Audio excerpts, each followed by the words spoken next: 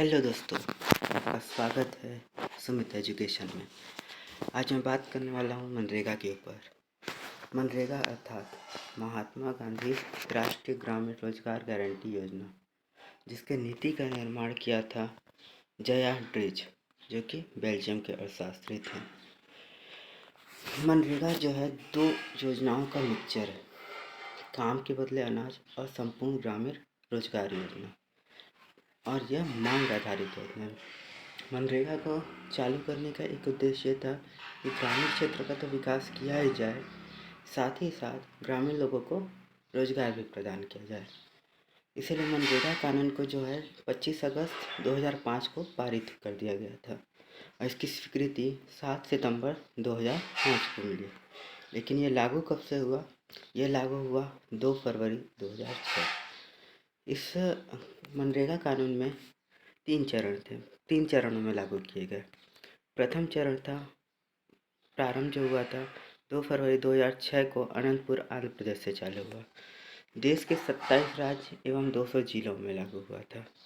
इसमें छत्तीसगढ़ के 11 जिलों में लागू किया गया था। सरगुजा, कोरिया, जसपुर जो कि सरगुजा संभाग के थे, बिलासपुर, रायगढ़ जो बिलासपुर संभाग के थे, धमतरी जो रायपुर संभाग से, कवर्धा, राजनांदगांव जो कि आपका दुर्ग संभाग से था, और बस्तर संभाग से 3 जिले थे, बस्तर, दंतेवाड़ा और कांकेर। इसी के साथ जब ये योजना जब देखे कि इसकी अच्छा से चल रही है तो इसका द्वितीय चरण चालू किया गया, जिसका प्रारंभ हुआ था 1 अप्रैल 2007 को। ये भी देश के 130 जिलों में लागू हुई, लेकिन यहाँ छत्तीसगढ़ के कितने जिला चालू हुआ? 4 जिलों में लागू हुआ। रायपुर, महासमुंद जो कि रायपुर संभाग से थे, और कोरबा और जांजगीर चांपा जो कि आपको बिलासपुर संभाग के थे। अब तृतीय चरण जो हुआ उसमें हमारे पूरे देश में लागू किया गया, यानी 1 साल बाद, यानी 1 अप्रैल 2008 को पूरे देश में ये तृतीय चरण लागू कर दिया गया। यानी 3 चरणों में हमारी पूरी मनरेगा योजना लागू हो गई। अब हम लोग इसका देखेंगे कि इस नियम का मुख्य प्रावधान क्या था।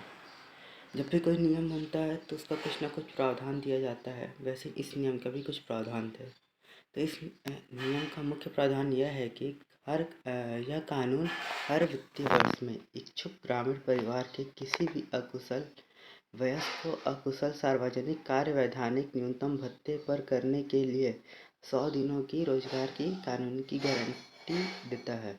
गारंटी देता है। अर्थात कोई भी परिवार का कोई भी सदस्य जाके 100 दिन का रोजगार ले सकता है कानूनी रूप से। ये उसका मतलब वो उसका हक है। और इसके लिए वो क्या करता है, वो जाता है अपने ग्राम पंचायत में, वहाँ जाके अपने जॉब कार्ड बनवाता है। जॉब कार्ड बनवाने के लिए आपको एक फ़ोटो चाहिए, एक आपका पता चाहिए, पता वाला मतलब जैसे पता जिसमें हो, जैसे आधार कार्ड हो गया या फिर आपका राशन कार्ड हो गया, इस तरह के दस्तावेज चाहिए। और उसके बाद आपका निवास का प्रमाण पत्र चाहिए होता है। इससे आपका वो बन जाता है, जॉब कार्ड बन जाता है। लेकिन छत्तीसगढ़ सरकार ने क्या किया कि सन 2013-14 से ये जो रोजगार का था वो 100 दिन के बजाय 150 दिन दिया।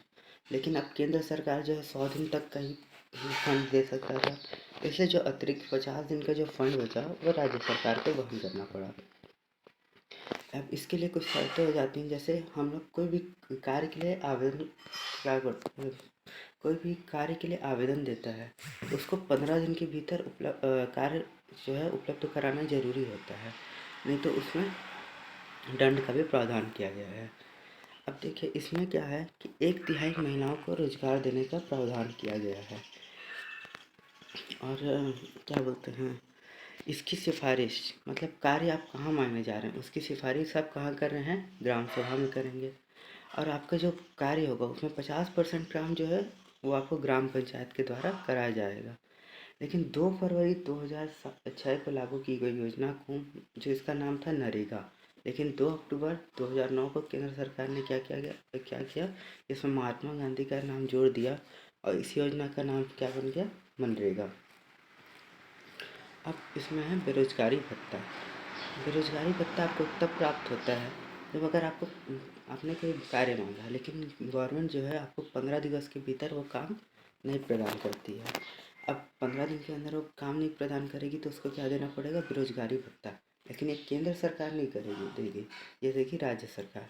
तो इसमें भी क्या प्रावधान है, जैसे आपको 15 दिन खत्म हुआ, उसके बाद जो पहले 30 दिन है, मतलब 1 तारीख से आपने काम मांगा था, 15 तारीख मतलब नहीं दे पाए, तो 15 तारीख से अगले 15 तारीख तक, तो वो 30 दिन के अंदर जो है आपको, मतलब आपका डेली की मजदूरी अगर 200 रुपये है तो प्रतिदिन 50 रुपये आपको गवर्नमेंट देगी ही देगी।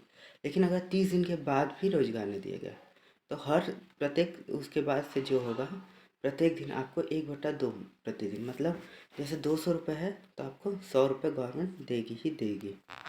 ये उसका कर्तव्य रहेगा। अब बेरोजगारी भत्ता ना देने का प्रावधान।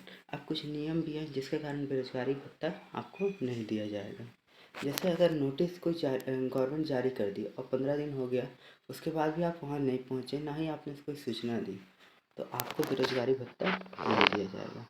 दूसरा क्या केस है, अगर प्राकृतिक आपदा आ गया, बाढ़ आ गया है, या फिर कोई चक्रवात आ गया, या सुनामी आ गया, भूकंप आ गया, तो उस समय कार्य देना मुश्किल हो जाएगा, इसलिए उस दौरान जो है बेरोजगारी भत्ता नहीं दिया जाएगा। और कई बार क्या होता है कि जो मजदूर होते हैं वो बिना सूचना दिए गायब हो जाते हैं। अगर वो बिना सूचना दिए 1 सप्ताह तक गायब हो गए, ठीक है, नहीं आए, तो फिर बेरोजगारी भत्ता नहीं दिया जाएगा। और छत्तीसगढ़ सरकार ने छत्तीसगढ़ राष्ट्रीय ग्रामीण बेरोजगारी भत्ता नियम 2013 बनवाया था, जिसके तहत बेरोजगारी भत्ता का प्रावधान किया गया है। मनरेगा के हम उद्देश्य देखेंगे। ग्रामीण क्षेत्र में प्रत्येक परिवार को एक वित्तीय वर्ष में कम से कम 100 दिवस का रोजगार प्रदान करना, यानी प्रत्येक परिवार को 100 दिन का देना ही देना है, यह आपका उद्देश्य था। लेकिन छत्तीसगढ़ सरकार इसको 150 दिन कर दी है। गरीबों की आजीविका को बढ़ाना है। अब गरीबों की आजीविका को बढ़ाना भी इसकी उद्देश्य है। तीसरा उद्देश्य क्या है? सक्रियता पूर्वक सामाजिक समावेशन सुनिश्चित करना। और चौथा इसका उद्देश्य है पंचायती संस्थानों का सुदृढ़ीकरण करना। अब सुदृढ़ कैसे होगा पंचायती संस्थान? अगर नीचे के तबके, मतलब ग्रामीण क्षेत्र में अगर रोजगार उत्पन्न होगा, वहाँ के लोगों की आय बढ़ेगी, तो अपने आप पंचायती संस्थान जो होंगे वो सुदृढ़ होंगे। अब इसके अलावा भी कुछ महत्वपूर्ण बिंदु आते हैं। अब जैसे इसमें कुछ महत्वपूर्ण बिंदु में क्या है? लक्षित दर्शक। लक्षित दर्शक क्या होते हैं? जो जॉब कार्ड बनता है वो एक परिवार में एक ही सदस्य के बनता है, तो मुखिया उस जो सदस्य के लिए बनता है वो मुखिया कहलाता है। तो मुखिया के अतिरिक्त तो कोई भी परिवार का जो अन्य सदस्य है उसको हम लोग क्या बोलेंगे? लक्षित दर्शक। अब इसके अलावा मनरेगा का कार्य। मनरेगा के अंदर क्या क्या कार्य होता है? वृक्षारोपण या वनीकरण, यानी वृक्ष को लगाना। दूसरा है भूमि का विकास करना। तीसरा है सड़क का निर्माण करना। और चौथा है जल का संरक्षण करना। यानी मनरेगा के तहत मुख्यतः यही 4 कार्य किए जाते हैं। अब बात करते हैं फंड की। फंड जो है 100% अगर आपके पास फंड आया है तो उसमें केंद्र और राज्य का हिस्सा है 90:10, जिसमें अगर जो फंड आया है उसमें 60% जो है कार्य जो है वो श्रम लागत में लगता है, और 40% जो है सामग्री में व्यय किया जाता है।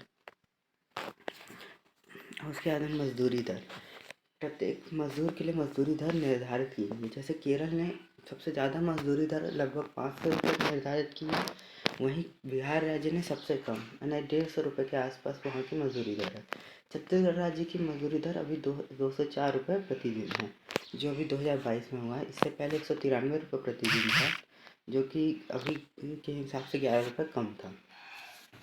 इसके बाद है मातृत्व अवकाश। मातृत्व अवकाश क्या होता है कि एक वित्तीय वर्ष में यदि 50 दिवस का कार्य किया गया हो, अगर एक महिला के द्वारा एक वित्तीय वर्ष में 50 दिवस का कार्य किया गया है तो वह 1 माह की उसको मजदूरी दी जाएगी, ये उसका मातृत्व अवकाश है।